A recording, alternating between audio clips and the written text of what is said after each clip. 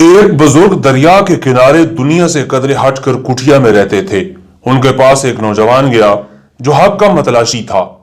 اس نے سوال کیا کہ بابا جی بتلائیے، بھلا قرآن پاک پڑھنے سے دل کا زنگ کیسے اترتا ہے، جبکہ ہمیں سمجھ بھی نہیں آتی۔ بابا جی گہرے استغراق میں گم تھے، سنی انسنی کر دی۔ نوجوان نے پھر سوال کیا۔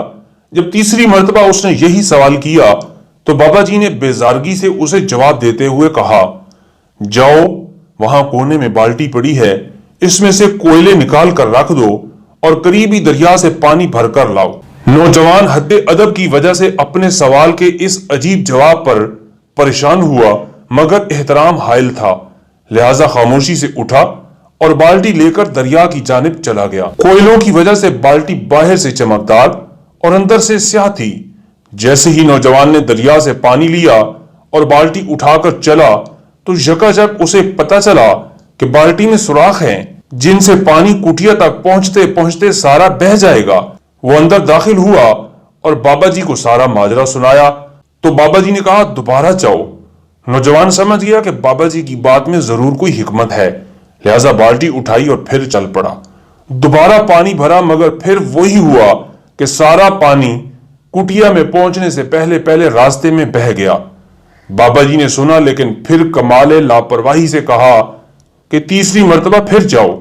آپ نہ جانے کیوں میرے ساتھ یہ سلوک کر رہے ہیں، جبکہ آپ دیکھ رہے ہیں کہ بالٹی میں کسی طرح سے پانی نہیں آ سکتا۔ اس نوجوان نے کہا۔ اب بابا جی مسکرائے اور کہا، ذرا دیکھ بالٹی کو اندر سے، کیا یہ ویسے ہی سیاہ ہے جیسے پہلے چکر میں تو نے اسے دیکھا تھا؟ نوجوان نے بالٹی کو دیکھا اور کہا، نہیں، اب تو یہ صاف ہو گئی ہے، اتنی بار پانی جو بھرا ہے اس میں۔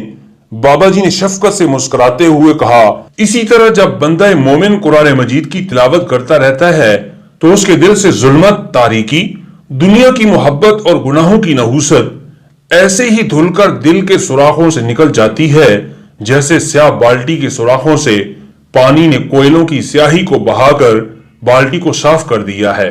کیونکہ پانی کی صفت ہے کہ گندے کپڑے اور گندے برتن کو صاف کر دینا، اسی طرح قرآن مجید کی صفت ہے کہ گندے دل، گندے خیالات و جذبات کو محبت الہی اور حب رسول کے سانچے میں ڈال دینا اور سنگ دلوں کو موم کر دینا۔